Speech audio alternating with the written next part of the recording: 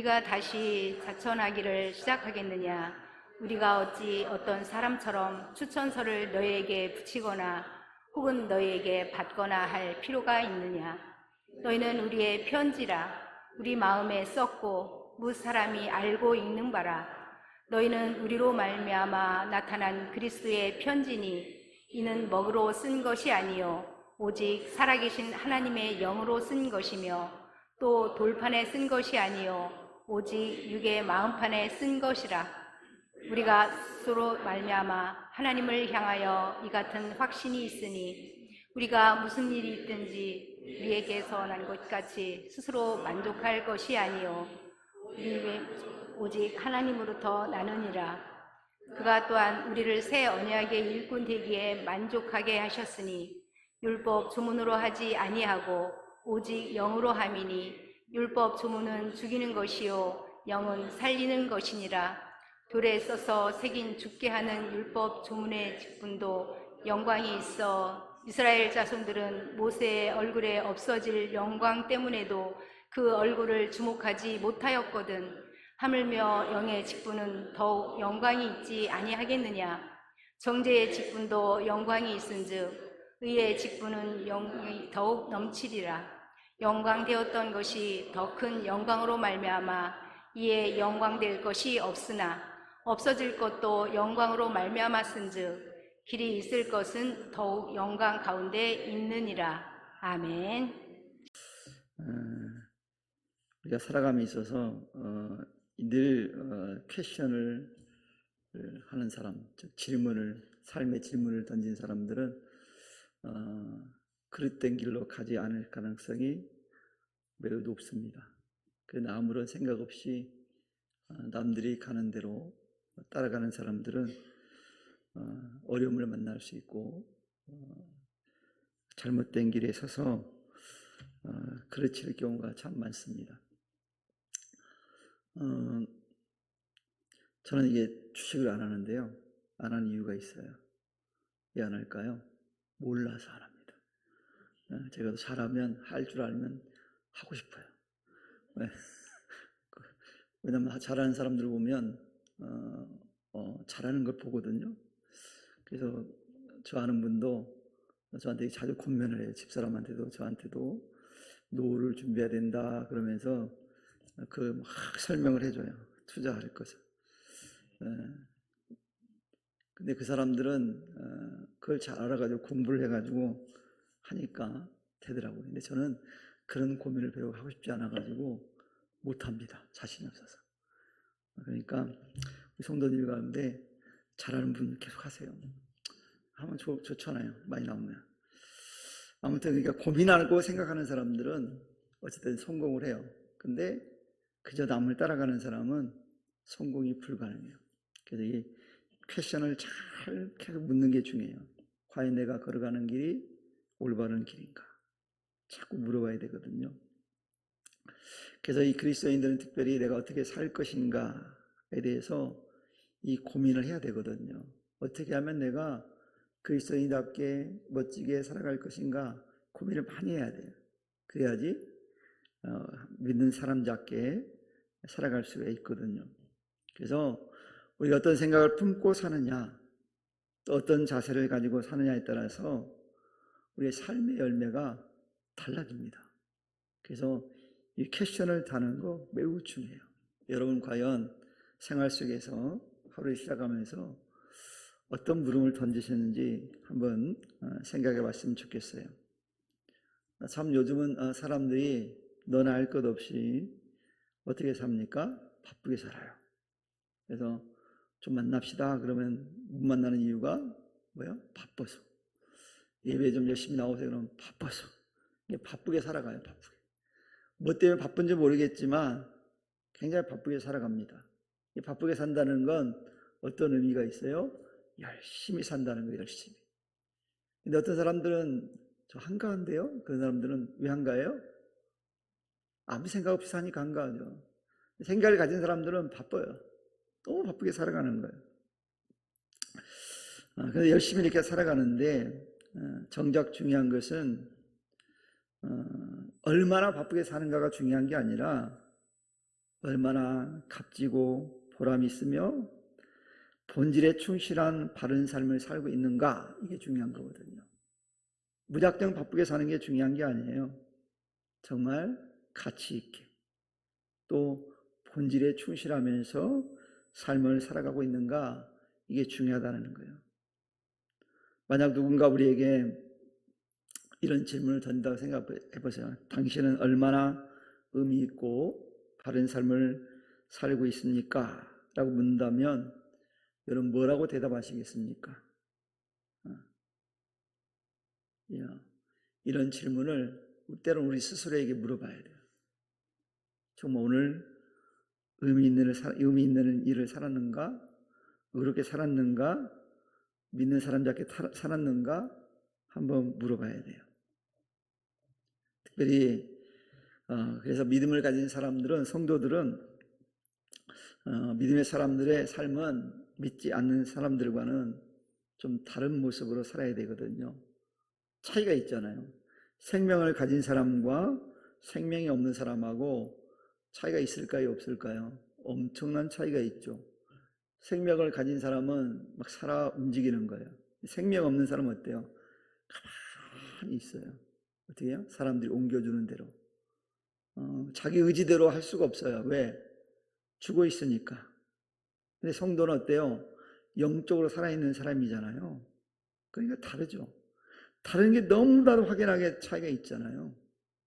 제가 언젠가 택시를 탔을 때요. 요즘 택시 잘 안 타지만 오래전에 택시 탔을 때 기사님이 얘기 중에 저한테 이런 얘기를 하더라고요.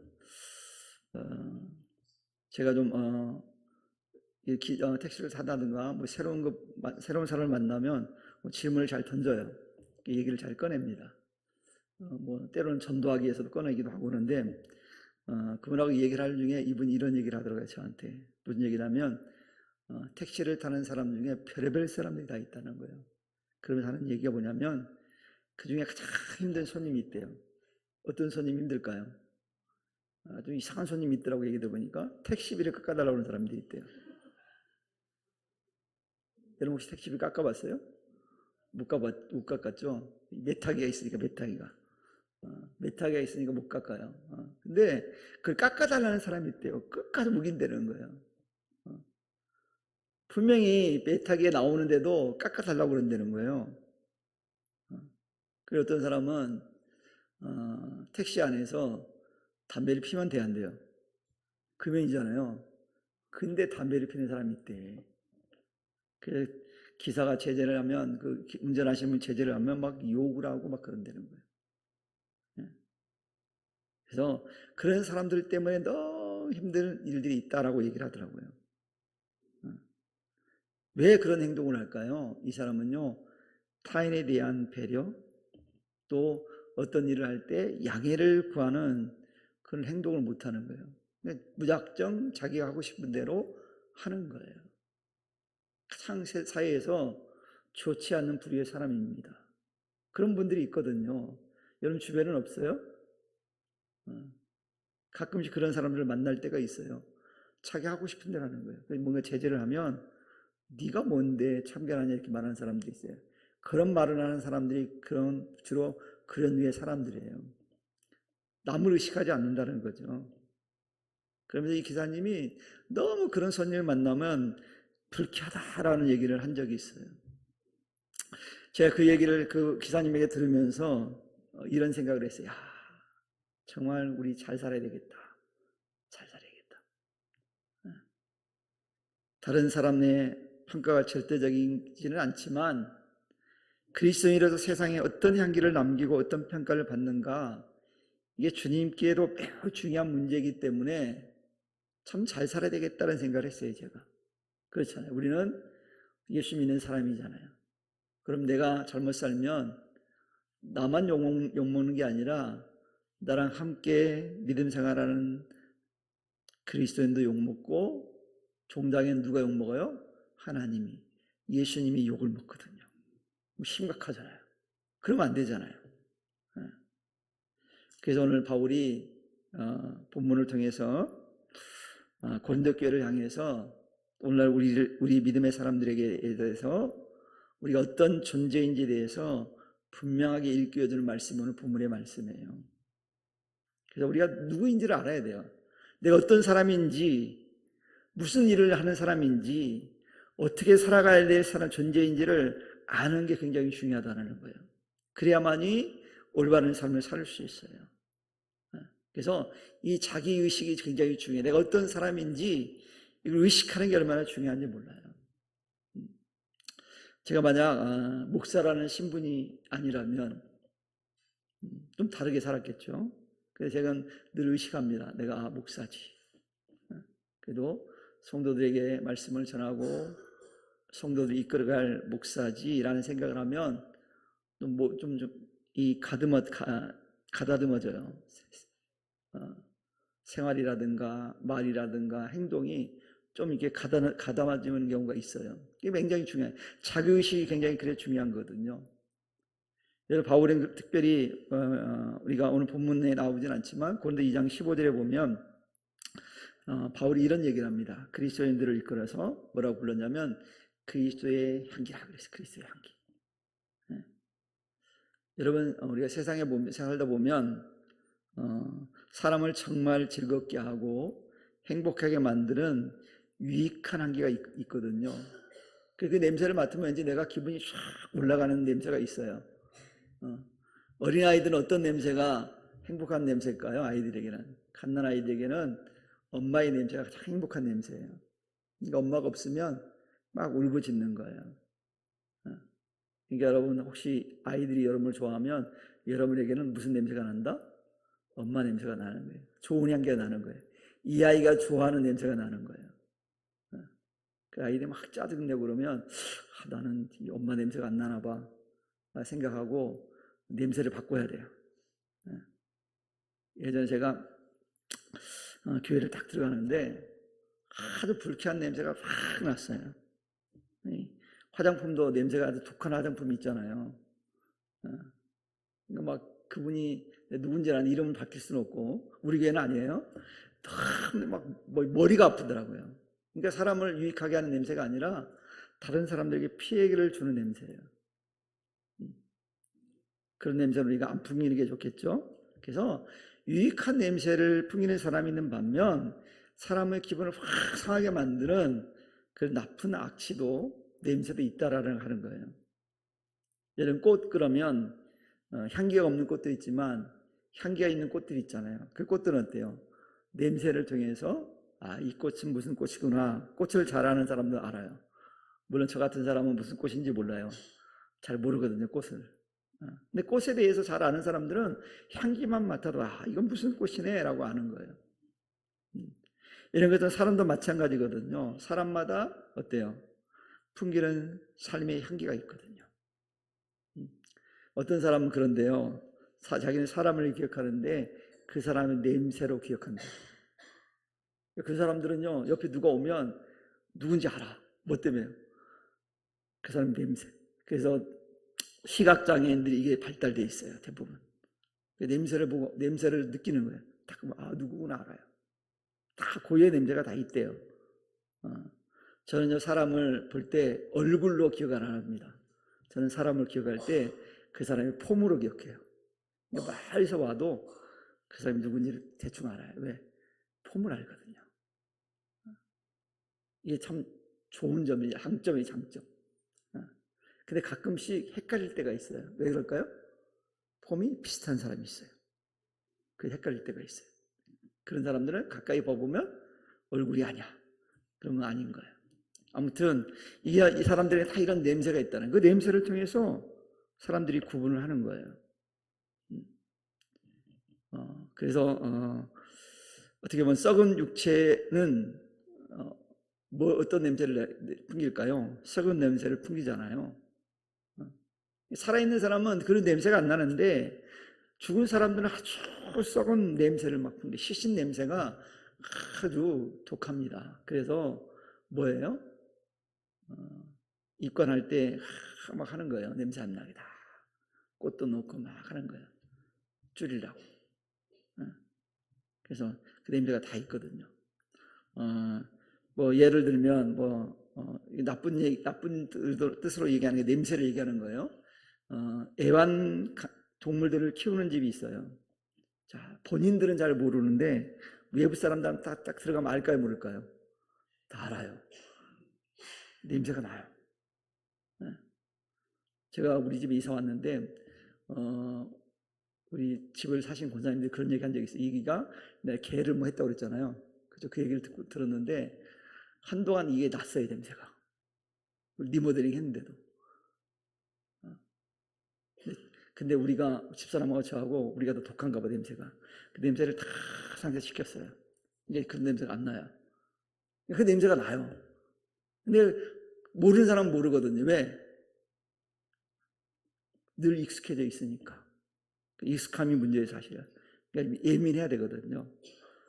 이런 것처럼 제 매에 사는 인생은요, 어떤 냄새를 품을까요? 사망의 냄새를 품게 되어 있어요. 그러니까 제 매에서는 안 돼요. 그래서 바울은 우리를 향해서 뭐라고 말했냐면, 너희는 그리스도의 향기라 이렇게 했어요. 우리는 뭐라고요? 예수님의 냄새가 나야 된다는 거예요. 그 여러분 지나가는데 어우 권사님 같이 생기셨네? 그러면 좋은 거예요, 나쁜 거예요? 좋은 거예요. 근데 이런 말을 들으면 안 돼. 저 사람 교회 다니는 사람 맞아? 이러면 안 돼요. 그 비꼬는 거예요. 교회는 다니는 것 같은데 영 아니네 이 뜻이거든요. 여러분 이런 소리 들으면 될까 안 될까요? 안 듣기를 축원합니다. 자기는 집사인데 누가 아유 권사님 같아, 장로님 같아 그러면 대단히 잘하는 데가 잘 사는 거예요. 그러니까 다 와야 되는 게 필요해요, 우리에게. 그래서 여러분 향기가 참 중요해요. 그래서 사도 바울은 그래서 예수 믿는 사람 그리스도인들을 예수님의 향기를 품는 존재라는 걸 얘기해 주고 있어요. 그래서 우리의 삶의 모습에서 예수님과 같은 모습, 예수님 같은 사랑을 우리가 자꾸 보여줘야 되는 거예요. 다르면 안 되잖아요, 우리가. 여러분 주님은 제자들에게 뭐라고 말씀했어요? 나를 뭐라고요? 본받으라.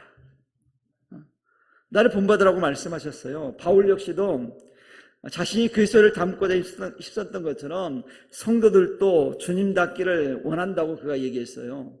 내가 예수님을 닮아가기를 원하는 것처럼 너희들도 예수님 닮기를 원한다라고 얘기했어요. 그러니까 우리는 자꾸 예수님 닮아가야 돼요. 그래서 오늘 내일의 나가 달라야 되는 거예요. 똑같으면 안 돼요. 변화가 있어야 돼요. 성경 제가 늘 말씀드리지만 우리 속사람은 낡아지지만 우리 겉사람은 낡아지지만 우리 속사람은 어떻게 된다고요? 날마다 새로워진다고. 날마다 변화가 일어나는데 안 달라지는 게 이상하잖아요. 사람이 여러분 속이 달라진 사람은요 겉으로도 보여요. 그래서 거중은 막 이렇게 나이 들면 표시가 나는데 나이 들수록 그 사람이 이렇게 겉으로도 막 드러나요. 저 사람은 뭔가 예수님을 닮아가고 있는 모습이 막 보이거든요. 얼굴에 나타나요. 특히 우리나라 사람들은 얼굴에 다 나타난대요. 그러니까 여러분 얼굴을 조심해야 돼요. 얼굴이 다 드러나거든요. 특별히 우리 믿는 사람들은 성도들은 다른 사람들에게 상처 주는 사람이 아니라 뭘 줘야 될까요? 기쁨과 행복을 평안을 전할 수 있는 성도가 돼야 돼요. 상대를 공격해서도 안 돼요. 오히려 나를 희생해서 남을 유익하게 하는 자가 그리스도인이 돼야 돼요. 여러분 마태복음 7장에 보니까 주님이 말씀하셨는데 이런 말씀을 하거든요. 좋은 나무가 나쁜 열매를 맺을 수 없대요. 그렇잖아요. 좋은 나무인데 나쁜 열매를 맺는 게 이상한 거예요. 그럼 다른 말 반대로 얘기하면 나쁜 나무는 좋은 열매 맺을까요? 못 맺을까요? 못 맺어요. 그러니까 그 사람하고 오래 이렇게 지내다 보면 그 사람이 좋은 나무인지 나쁜 나무인지를 어느 정도 분간이 가는 거예요. 여러분 서기관과 바리새인 보세요. 겉으로는 좋은 나무인 척했지만 좋은 나무의 새 아니었어요. 좋은 나무가 아니었잖아요. 좋은 사람들이 아니었어요. 겉으로는 정말 그럴싸하게 화려해 보였지만 그 속은 어떻게 됐다고 주님이 말합니까? 회칠한 무덤 같다고 그랬잖아요. 회칠한 무덤이 뭐예요? 그 안에는 썩은 시신의 냄새가 난다라는 거예요. 그러니까 결코 좋아 볼 일이 없잖아요. 그래서 그들에게는 무슨 냄새가 나는 거예요? 사람을 죽이는 냄새가 난 거예요. 그러나 여러분, 주님께 칭찬받는 이들은 어땠습니까? 사람을 살리는 생명의 향기를 그들은 가졌거든요. 그러니 우리 성도님들은, 우리 부평성산의 모든 우리 공동체 식구들은 주님께 칭찬받을 뿐만 아니라 생명의 향기를 드러낼 수 있는 성도가 되기를 바랍니다. 그래서 우리가 가면 막 다툼이 있던 곳에 화해가 일어나고 이런 일이 벌어져야 돼요. 내가 끼면 뭔가 그것이 바뀌는 역사가 일어나야 돼요.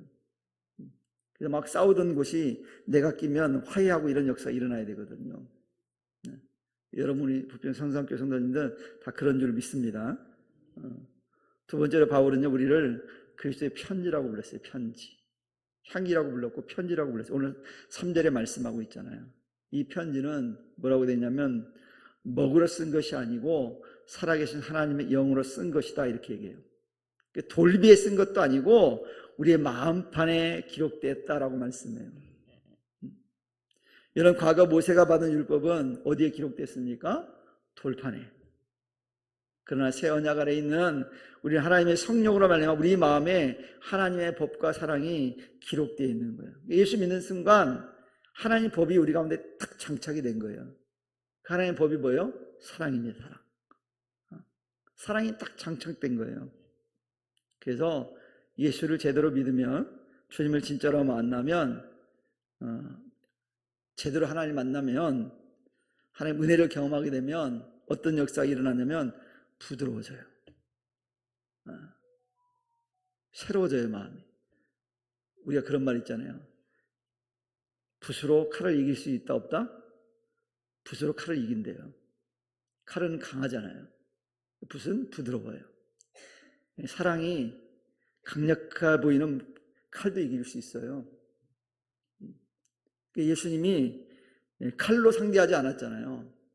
여러분, 베드로가 예수님을 지키기 위해서 대상 종의 말고의 길을 잘랐습니다, 칼로. 근데 지켜졌어요, 못 지켰어요? 그걸로 지켜지는 게 아니거든요. 근데 주님은 사랑으로 그 말고의 길을 고쳐주셨어요. 여러분, 말고는 어떻게 됐을까요? 궁금하지 않으세요? 누가 한번 찾아가지고 얘기 좀 해보실래요? 저는 말고가 이건 확실한 건 아닌데 나중에 믿지 않았을까라는 생각을 할 때가 있어요, 가끔씩. 왜냐면 그 은혜를 입었잖아요. 역사를 자기 눈으로 봤잖아요. 자기 분명히 기가 떨어졌어요. 근데 주님이 쫙 갔다가 만져주시니까 회복이 딱 됐단 말이에요. 얼마나 놀라웠겠습니까? 그런 체험을 했으니. 그가 안 믿었으면 정말 강팍한 사람이고, 믿었는데 빛도 없이 그냥 사람들의 어떤 아무런 자랑도 하지 않고 겸손하게 사람이 보이지 않는 곳에 헌신했다면 잘 드러나지 않을 수도 있거든요. 갑자기 말고가 궁금해지기도 했어요, 제가. 근데 그런 걸 유추해 볼 수 있잖아요. 아무튼 사랑이 칼보다 강하거든요. 그러니까 부드러움이 강압보다 강할 때가 많아요. 그래서 여러분, 편지의 본질적인 기능이 뭐예요? 편지의 기능은요, 소식을 전달하는 게 편지의 기능입니다. 본질적인 기능이에요. 그래서 아무리 아름다운 사랑의 고백을 담은 편지라도 서랍 속에 넣어놓으면 상대에게 전달될까 안 될까요? 전달되지 않습니다. 아무리 역사가 일어나지 않아요. 언젠가 누가 그러더라고요. 자기가 누군가를 사랑했는데 그 편지를 막 썼대요. 근데 한 번도 우체통에 넣어본 적이 없대. 상대방이 그 사랑을 어떻게 알아? 바보지. 사랑하면 어떻게 해야 돼요? 사랑한다고 말을 해야 돼요. 그래서 말하지 않으면 모릅니다, 사람은. 인간은 아주 연약하기 때문에, 미련하기 때문에 말해주지 않으면 알 수 있는 방법이 없어요. 제가 가끔 우리 집사람이 얘기할 때 고개만 까딱까딱하면 우리 집사람이 막 혼나거든요, 제가. 입으로 대답하단 말이야, 그래요, 우리 집사람이. 그래서 제가 혼나요. 이 나이에도 혼나고 살아요. 그러니까 말을 해야 되는 거예요. 그 상대방이 알아듣게. 그럼 제가 그래요. 나 대답했는데 그럼 못 들었대. 크게 대답하라고, 크게 대답해야 되는 거예요. 아무 소용이 없는 거예요. 아무리 말로 마음으로만 해도 전해주지 않으면 아무 소용이 없는 거예요. 어떻게 하나요? 근데 우리가 가끔 그런 얘기 하잖아요. 다 알잖아, 내 마음. 알긴 뭘 알아요. 말하지 않는데. 몰라요. 절대 모릅니다, 말해주지 않으면. 말해줘야 돼요. 기분 나쁜 얘기도 해야지 알아요, 몰라요? 해야지 알지. 어떻게 말해주는지, 상대방이 기분 나빴는지 좋았는지 내가 어떻게 알아요? 어떤 분이 가끔 그럴 때가 있어요. 우리 교회는 아닌데 목사님이 그것도 몰라요? 모르죠. 말 안 해줘도 목사가 어떻게 알아? 희한한 분들이 있어요. 목사면 다 알아요? 점쟁이도 아닌데? 점쟁이도 몰라요. 말해주지 않으면 몰라요. 그러니까 서랍에 넣어놓으면 안 되고 얘기를 해야 돼요. 자꾸 얘기해야 돼요. 그래서 우리가 복음을 가졌다면 이웃에게 자꾸 읽어주거나 전해줘야 되는 거예요. 내 가지고만 있으면 아무런 소용이 없어요. 그래서 세상 사람들이 그 주님의 사랑을 알 수가 없어요. 알 길이 없어요. 얘기해 줘야 돼요. 내가 얼마나 사랑하는지. 제가 요즘은 가까이게 우리 주변에 가게들에서 뭐 사잖아요. 요즘은 내가 언젠가는 이분에게는 복음을 더 전하리라 라는 생각을 갖는데, 뜨레줄에 우리 자주 가잖아요, 교인들. 그래서 요즘 계속 내가 목사라는 얘기도 하고 우리 교인들 많이 오죠. 막 얘기를 일부러 걸어요. 이분이 눈치를 챈 것 같아. 그래서 나를 경계를 해.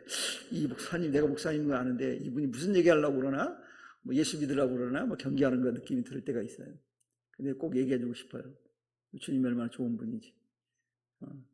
여러분 빵만 사 먹지 말고 이제 그분에게 복음을 전합시다. 그분 꼭 예수 믿어야 될 상이야. 이게 전해야 돼. 그래서 우리가 자꾸 전해야 돼요. 전하다 보면, 그래서 내가 그런 생각이 드는 거야. 이 주변에 자꾸 왕래하고 만나는데, 이분이 나중에 안 믿어가지고, 거시기한 데 갔다가, 그분이 하나님 물을, 야, 너 왜 안 믿어서 그러면, 그 부평선사 교인들이 엄청 다녀갔는데, 한 번도 예수를 소개 안 하던데, 이러면 큰일 나잖아요. 우리 책임이잖아. 이제 그런 느낌 드시죠? 그러니까 우리 김성원 사람이 지난주에 카페에 요거 풀어서 열심히 복음을 전했거든요. 그러니까 이분은 핑계를 못 할 거야. 그분은 갔을 때. 우리 전했거든요. 성도들이 가서 커피 마시면서 차 마시면서 전해줬기 때문에. 그러니까 또 생겼어요. 여기 새로. 이름이 뭐죠? 갑자기 생각나요? 읍천인가? 읍천이 38인가? 380인가요? 네? 확인되지 않는 건 정확하게 얘기하지 마세요. 자꾸 전해야 돼, 우리가. 왜? 우리 안에 있잖아, 이거. 가지고만 있으면 아무 소용이 없어요. 자녀들에게도 그래 전해야 되는 거예요. 또 할머니 얘기해야지. 할머니들 해야 돼요, 안 해야 돼요? 나 이제 할 때마다 할 거야, 얘기를. 예비 할머니들 해야 돼요, 안 해야 돼요? 시집 가거나 장가갈 자녀가 있는 분들은 해야 돼요, 안 해야 돼요? 만날 때마다 해야 되는 거예요.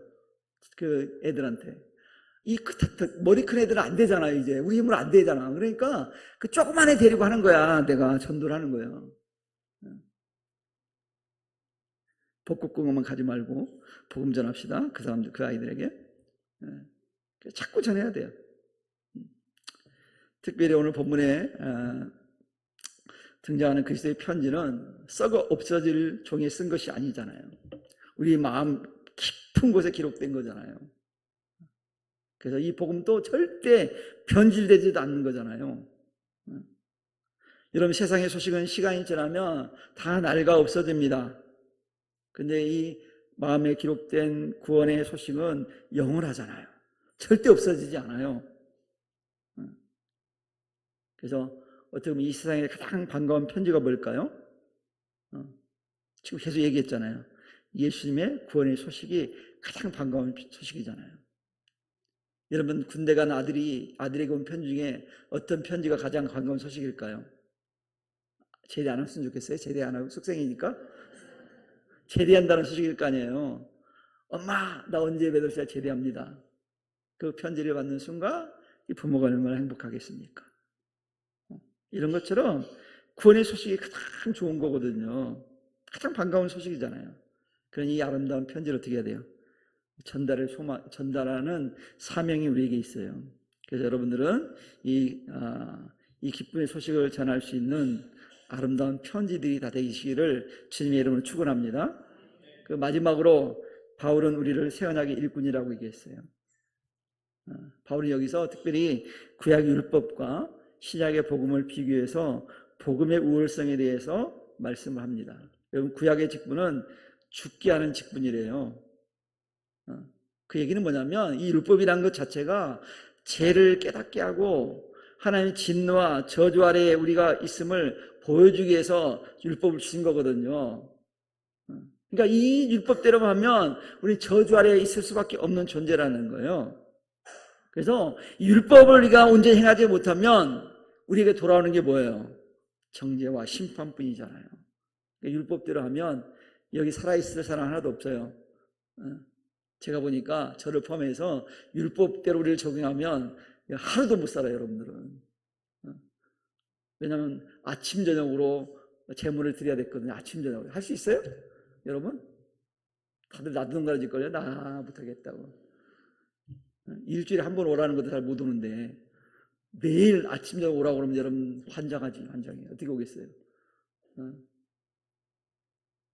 혹시 아침 저녁으로 우리 교회 오실 수 있는 분? 대답을 안 하시네. 그만큼 힘든 거예요, 율법대로 살면. 그러니까 율법을 잘 적용하면 살아남을 자가 없어요. 그래서 선지자들은요, 하나님 뜻대로 살지 못하는 자들에게 멸망과 심판을 선포했거든요. 근데 여러분, 신약은 어때요? 신약의 직분은요, 살리는 직분이고 의의 직분이에요. 이거 복음을 말하는 거거든요. 복음은 그래서 하나님 은혜와 자비를 보여주는 거예요. 율법적으로는 도저히 구원받을 수 없는 그런 존재임에도 불구하고 하나님 은혜를 적용시키니까, 하나님 자비를 적용시키니까, 주님의 사랑을 적용시키니까 구원받을 수 있다고 하는 거예요. 여러분, 예수님께 더욱더 감사해야 돼요. 그래서 주님이 그 길을 열어주셨잖아요. 그래서 예수님께서 요한복음 3장 18절에 말씀합니다. 예수를 믿는 자는 심판을 받지 않는데, 그래서 그게 얼마나 은혜입니까? 주님이 안 오셨다면 우리 여전히 지금도 아침 저녁으로 와야 돼, 구원받으려면. 그래서 이제 우리는 정죄의 일꾼이 아니라 화평의 일꾼으로 우리를 부르신 거예요.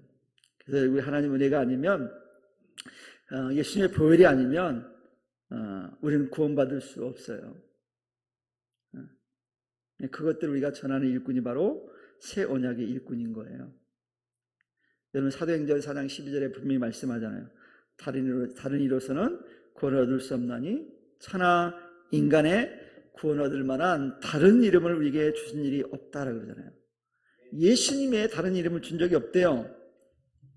이 놀라운 구원의 소식을 새 언약의 일꾼된 우리가 전해드릴 사명이 있다라는 거예요. 여러분, 우리가 하나님 주님 앞에 섰을 때 주님 다른 거 묻지 않습니다. 뭐 물을까요? 너 누구 전도했느냐 물으실 거예요. 한 명은 있어야 될 거 아니에요.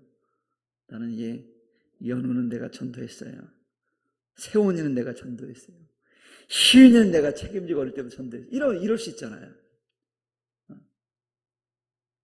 정우는 내가 전도했어요. 뭐 이렇게 얘기할 수 있어야 되잖아요. 그러니까 자녀들은 말 안 듣지만 손녀들은 그래도 듣잖아요. 할머니, 할아버지 말.